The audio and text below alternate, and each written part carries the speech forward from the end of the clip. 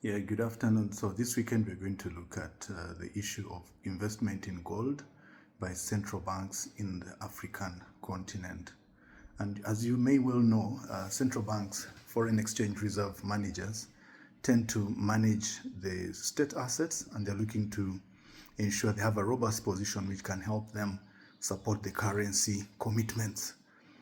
Commitments may be for the state itself in terms of external payments. It may also be commitments to achieve monetary fiscal macroeconomic stability in terms of exchange rate. Now, in terms of managing, one of the things they do is they'll be looking to, one, protect the principal invested. They'll be looking to ensure they have invested the money in liquid markets, which can be easily accessible. They can also be looking to earn a positive return, so as to make sure they're able to overcome inflation over the medium term.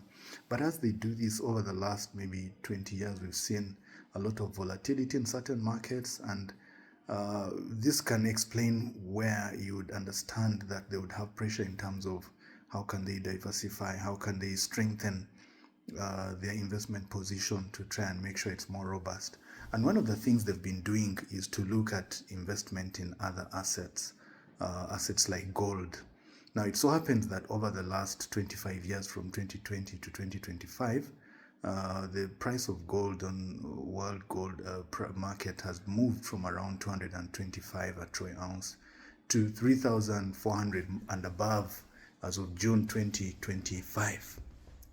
And during this time, many of the African central banks had a very small, almost negligible proportion holding of gold, despite the fact that domestically they were producing lots of gold in their own markets.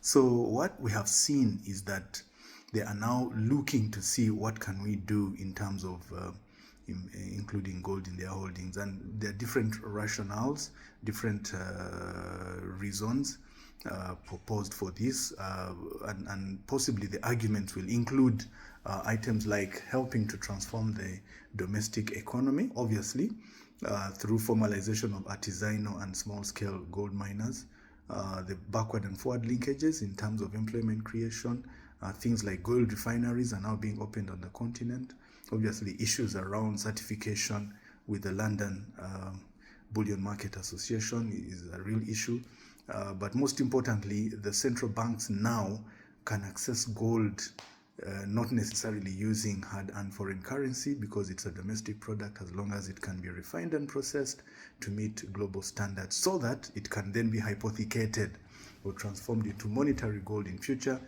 through the financial markets.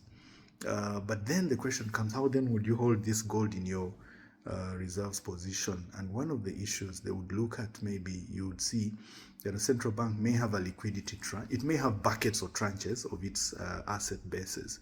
The first would be the most liquid, and it's meant to just be used to pay commitments as they fall due. You would then, and that you can call that the liquidity tranche. It would then be supported by a working capital tranche, which is possibly less liquid but easily convertible into liquid assets, which can then be used again to make payments.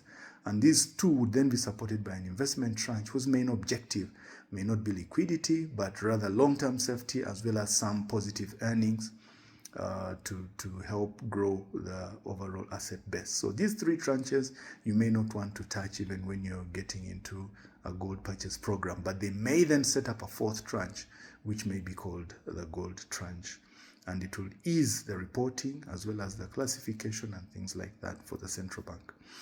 We've seen a few authorities on the continent which have made announcements that they've started gold purchase program.